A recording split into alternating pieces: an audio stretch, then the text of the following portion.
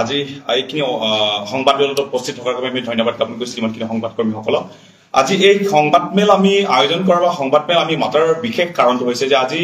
কাৰ্বিৰ সমাজত বা কাৰ্বি আংলঙত যিটো ঘটনা ঘটিছিল সেই ঘটনাক লৈ পেলাই কাৰ্বি কেনেকৈ একত্ৰিত হৈ পেলাই মাত মাতিছে, কাৰ্বি নিজৰ মাটি ভেটি সংৰক্ষণ কৰাৰ প্ৰতি, কাৰ্বি নিজৰ অস্তিত্ব সংৰক্ষণ কৰাৰ প্ৰতি কেনেকৈ থিয় হৈছে সেইটো লৈ পেলাই অসমত যিমানখিনি জাতি জনগোষ্ঠী আছে, ৰাজনৈতিক দলৰ পৰা আৰম্ভ কৰি পেলাই সামাজিক দল, ছাত্ৰ সংগঠনৰ পৰা আৰম্ভ কৰি আছুৰ পৰা আৰম্ভ কৰি যিমানখিনি দল সংগঠনে প্ৰতিটো জাতি জনগোষ্ঠী বা দল সংগঠনক আমাৰ ফালৰ পৰা ধন্যবাদ জ্ঞাপন কৰি পৰা হয়। দ্বিতীয় কথাটো হৈছে আজি এই সংবাদ মেলৰ জৰিয়তে আমি কিছুমান কথা আমি প্ৰকাশ কৰিব বিচাৰিছো যে এতিয়া অসমত অসমৰ নিজৰ অস্তিত্বখিনি হেৰাই গৈছে, অসমৰ নিজৰ ভাষা সংস্কৃতি নিজৰ মাটি ভেটি গোটেইখিনি হেৰাই গৈছে। ঠিক তেনেদৰে এতিয়া অসমত এতিয়া চাব আমি যদি আমি এনালাইজ কৰিবা, যদি আমি অনুমান কৰো অসমীয়া আছামিজ স্পিকিং মাত্ৰ এতিয়া 36% হৈছে অসমত, অসমীয়াৰ অস্তিত্বখিনিতে হেৰাই গৈছে। অসমীয়াৰ অস্তিত্ব নথকাৰ সময়ত ঠিক তেনেদৰে আমি কাৰ্বি সমাজৰ বা কাৰ্বি জনগোষ্ঠী নিজৰ মাটি বেটি নিজৰ অস্তিত্বখিনি সংৰক্ষণ কৰাৰ কাৰণে চেষ্টা কৰিছো। তেতিয়া এটা ভাল লগা কথা আমি ক'ব বিচাৰিছো যে কাৰ্বি আংলঙত প্ৰথমবাৰৰ বাবে অসমত এতিয়া গোটেইখিনি কাৰ্বি জনগোষ্ঠী আদি থিয় হোৱাৰ কাৰণে অসমীয়া আজি একত্ৰিত হৈ পেলাই মাত মাতিছে। অসমে নিজৰ মাটি বেটি সংৰক্ষণ কৰাৰ বাবে কাৰ্বিও হওক বা অন্য জাতি জনগোষ্ঠী হওক এতিয়া অসমীয়া আজিৰ সময়ত থিয় হৈ পেলাই এটা একত্ৰিত হৈ পেলাই ঐক্যবদ্ধ হৈ পেলাই এতিয়া যিকোনো মন্তব্য প্ৰকাশ কৰা হৈছে। সেই সময়তে এটা লাজ লগা কথা, এটা দুখ লগা কথা, এটা লাজ লগা কথা যে এতিয়া অসমীয়াৰ প্ৰতি ৰক্ষণাবেক্ষণ কৰাৰ প্ৰতি আজি থিয় হ'ব লাগিছিল। কিন্তু এতিয়া নিৰ্দিষ্টভাৱে দেৱব্ৰত শইকীয়া কংগ্ৰেছৰ এজন সদস্য তেখেতে কৈছে যে কাৰ্বি আংলঙত যিটো কাৰ্বি আংলং সাহিত্য সাহিত্য পৰিষদত যিখিনি ইভিকশ্যন বা অনুচ্ছেদ কৰাৰ যিটো কথা আছিলে সেইটো বেআইনী অৰ্থাৎ এইটো ইলিগেল বা আনকনষ্টিটিউচনেল বুলি কৈছে। সেইকাৰণে সেইটো আমি ধিক্কাৰ কৰিছো আৰু সেইটো এটা লজ্জাজনক কথা যে এজন অসমীয়া, এজন খাঁটি অসমীয়া হৈ পেলাই অসমীয়াৰ প্ৰতি থিয় হোৱাৰ পাছতো অসমীয়াৰ পিতা নিজৰ অস্তিত্বখিনি সংৰক্ষণ কৰাৰ প্ৰতি গোটেই অসমত যিমানখিনি জাতি জনগোষ্ঠীয়ে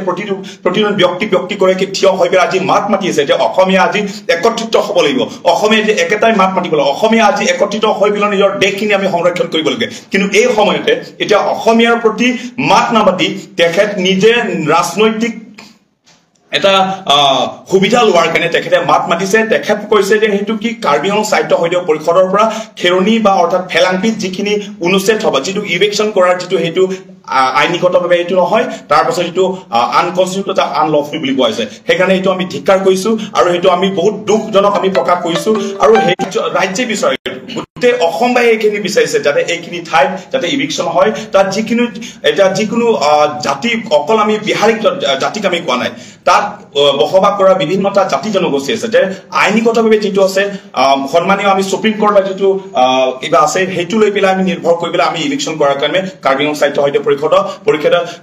পৰিষদৰ পৰা সেই দায়িত্বখিনি লোৱা হৈছে বা এইটো দায়িত্বখিনি বহন কৰা হৈছে। এতিয়া তাৰ পাছতো আমি এইখিনি সংবাদ মেলৰ জৰিয়তে আমি এটা কথা ক'ব বিচাৰিছো, হিল এৰিয়াৰ্ছ ডিপাৰ্টমেণ্টৰ মিনিষ্টাৰ অৰ্থাৎ মন্ত্ৰী যোগেন মোহন ডাঙৰীয়া আজি বিধানসভাত তেখেত এটা কথা কৈছে যে এইটো আমাৰ প্ৰতি যিখিনি মন্তব্য তেখেত প্ৰকাশ কৰিছে যে কাৰ্বি আংলঙত বা কাৰ্বি আংলঙত যিখিনি ঘটনা ঘটিছে সেই ঘটনা লৈ পেলাই যিটো ইভিকশ্যন কৰা বা অনুচ্ছেদ কৰাৰ যিখিনি কথা সেইটো লৈ পেলাই তেখেত মাত মাতিছে। সেইটো লৈ পেলাই আমি তেখেতক আমি ধন্যবাদ জ্ঞাপন কৰিছো কাৰ্বি আংলঙৰ বাসিন্দা ফালৰ পৰা বা কাৰ্বি আংলঙৰ ফালৰ পৰা। যাতে আগন্তুক দিনত তেনেকুৱা সদায় আমাৰ সমৰ্থন থাকে। তাৰপিছত কাৰ্বি আংলঙত যিমানখিনি জাতি জনগোষ্ঠী আছে তেখেতসকলকো আমি অনুৰোধ জনাইছো যাতে এইবোৰ ক্ষেত্ৰত কোনো জাতীয় সংঘাত তেনেকুৱা নহয়, সেইটো যাতে মাত্ৰ পিজিআৰ এলেকাত থকা মাত্ৰ সেই ইভিকশ্যন অৰ্থাৎ আমি অনুচ্ছেদ সেইটো আমি বিচাৰিছো। সেইকাৰণে আমি ধিক্কাৰ কৰিছো। আৰু এটা লজ্জাজনক কথা, দেৱব্ৰত শইকীয়া নিচিনা এজন খাঁটি অসমীয়া আজি থিয় হোৱাৰ সময়ত তেখেতে তেনেকুৱা কথা মন্তব্যখিনি প্ৰকাশ কৰা সেইটো হ'লে আমি বহুত দুখজনক আমি প্ৰকাশ কৰিছো আপোনালোকৰ মাধ্যমৰ জৰিয়তে। পলিটিকেল কিবা ইলেকশ্যন আহিছে এইটো ভাৱনা কৰিছে নে কি ভাৱনা কৰে? নাই, হয়তো সেইটো নিজে ৰাজনীতিৰ খেলৰ কাৰণে বা নিজে ৰাজনীতিৰ যিটো সুবিধাৰ কাৰণে হয়তো তেখেত এই মানে পলিটিকেলাইজ কৰিব বিচাৰিছে। সেইকাৰণে যাতে আজি এইখিনি ক্ষেত্ৰত আজি গোটেই অসমীয়া আজি থিয় হৈছে, তাত বিভিন্ন ধৰণৰ তাত জাতি জনগোষ্ঠী আছে, তাত বিভিন্ন ধৰণৰ ৰাজনৈতিক দল আছে, সামাজিক দল আছে, ছাত্ৰ সংগঠন আছে, কিন্তু আজিলৈকে সেইবোৰ পলিটিকেলাইজ কৰাৰ সেইটো চেষ্টা কৰে। অসমীয়া হিচাপে আজি থিয় হৈছে, যে আজি এইখিনি অসমীয়া হিচাপে থিয় হোৱাত এইখিনি সময়ত যাতে কোনো এজন ব্যক্তিয়ে বা কোনো এটা ৰাজনীতিক দলে যাতে সেইটো পলিটিকেলাইজ নকৰে বা ৰাজনীতিক খেলাৰ কাৰণে সেইটো চেষ্টা নকৰে, সেইটো লৈ আমি অনুৰোধ জনাব বিচাৰিছো।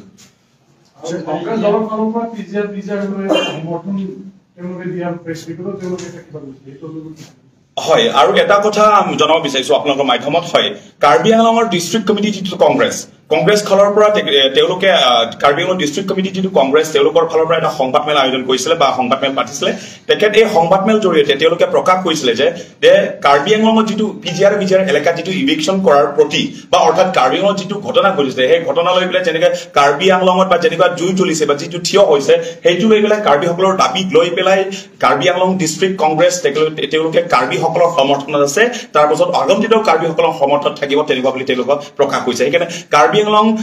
থকা বা কাৰ্বি আংলং ডিষ্ট্ৰিক্ট কমিটিৰ যিটো কংগ্ৰেছৰ যিমানখিনি সদস্য আছে বা কংগ্ৰেছ কৰ্মীসকল আছে তেওঁলোকক আমি কোনো ধৰণৰ তেনেকুৱা ক'ব নিবিচাৰো বা তেওঁলোকে আমাৰ সমৰ্থন আছে কিন্তু নিৰ্দিষ্টভাৱে যিটো দেৱব্ৰত শইকীয়া তেখেতক আমি ধিক্কাৰ কৰিব বিচাৰিছো যাতে কোনো ধৰণৰ তেনেকুৱা অপপ্ৰচাৰ নকৰে তাৰপিছত আমি যিটো কৰি আছো সেইটো আমি আইনীগতভাৱে আমি কৰিবলৈ গৈ আছো দেৱব্ৰত শইকীয়াই যিখিনি মন্তব্য কৰিলে সেইটো কেতিয়া কৰিলে আৰু ক'ত কৰিলে আৰু তেখেতৰ বিৰুদ্ধে আপোনালোকে কিবা ব্যৱস্থা ল'ব নেকি আইনী ব্যৱস্থা সেইটো আইনী ব্যৱস্থা মানে এইটো হয় আমি আইনী ব্যৱস্থাৰ দৰকাৰ বুলি ৰাজ্য হৈ পেলাই আমি তেওঁলোকক আমি এটা তেখেতৰ প্ৰতি আমি এটা